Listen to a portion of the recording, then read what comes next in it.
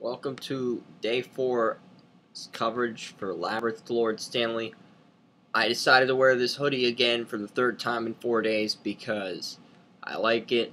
It's a pretty cool hoodie I bought, and I got it at American Eagle. Plus, I know how to do the laundry now on my own because I've learned about applying concepts rather than knowing them, and it's second nature. The laundry is pretty easy to do. Just put the stuff in the washing machine, the detergent. You wash it for 10 minutes and then it dries. The laundry's pretty easy once you get the hang of it. But we're here to talk about the Labrynth to Lord Stanley, not the laundry. But I just wanted to throw that out there. And the first game took place at the Consol Energy Center between the New York Islanders and the Pittsburgh Penguins. Evgeny Malkin, he scored the opening goal for the Pittsburgh Penguins. And then Sidney Crosby had 2 goals in the first period. Paul Martin scored a goal on the Penguins, and that was the Islanders' only goal of the series through the first period. New York trailed 3-1 after 1 period, and the Islanders scored 3 unanswered goals and made an unreal comeback to even the series at 1-1. Wingers Matt Moulson and Kyle Okposo were vital at the wing in this game. When these two wingers and center John Tavares all click, then this is a team that the New York Islanders are arguably one of the best teams in the Eastern Conference when all 3 of these guys work together as a team. That's rarely the case when these players do collaborate, they do work together. This is arguably one of the better teams in the Eastern Conference and a potential dark horse.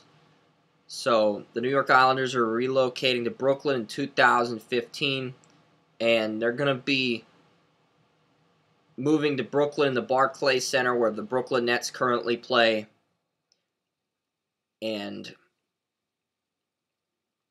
with that in mind, it's essential for the New York Islanders to win now in New York, to get the fans riled up, to get the fans excited, and the fact that they won 1 game in Pittsburgh, now it could possibly go 6 games. I still think Pittsburgh's going to win this in 5 or 6, but the fact that the Islanders won on the road and made a statement game in Game 2 the way they did, I think the Islanders are going to get 1 or 2 at home now instead of Pittsburgh just flat out sweeping them like I previously predicted. I'm saying that the Islanders, they'll get 1 out of 2 at home, and then Pittsburgh will go to the Islanders and end it in 6 games.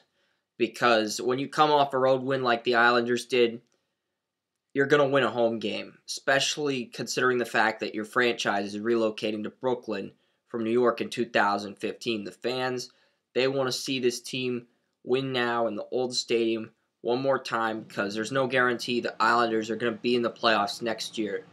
And it's essential that you get 1 win at home against the Penguins. You're probably not going to the divisional round, but you've got to get 1 of these 2 home wins against the Penguins. And I think they will. And after that, I expect Pittsburgh to end the series in 6 games. It'll be a good series. The Islanders will put up a fight. I'm taking Pittsburgh in 6 now. The Ottawa Senators face the Montreal Canadiens in Game 2. Montreal scores the first goal in the second period after the game was scoreless in the first period, with Ryan White scoring the opening goal after the first period. The Canadiens led 14-8 in shots on goal after the first period. And Craig Anderson, he displayed that ability to make the saves once again.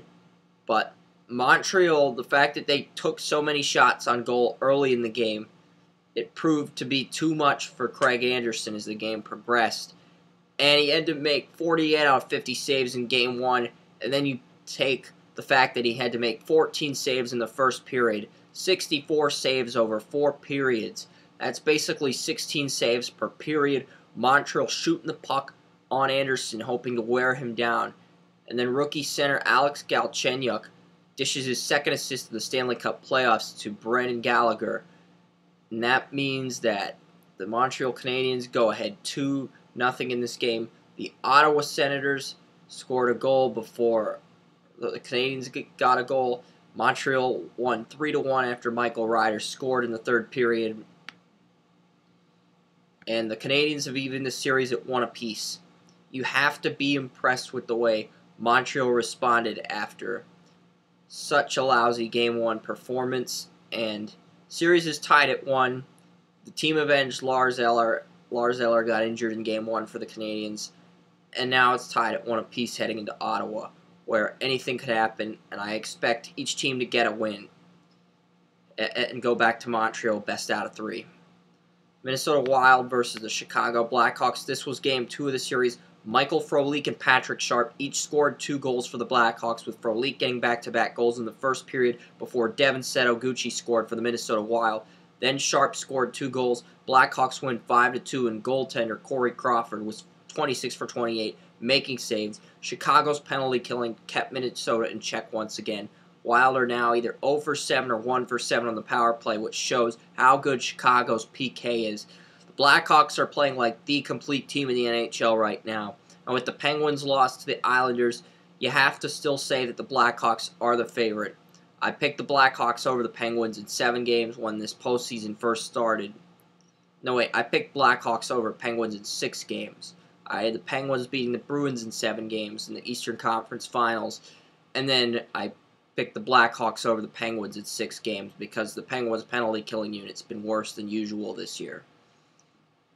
Even though they have an amazing offense, you need to have good penalty killing because most of the Stanley Cup winners have a top 8 penalty killing unit heading into the postseason with top 8 penalty killing unit in the regular season. The Penguins didn't have that this year, but they got guys like Morrow, Iginla, excellent offensive depth on the first 3 to 4 lines, which makes Pittsburgh such a dangerous team, even with the loss of Jordan Staal at center.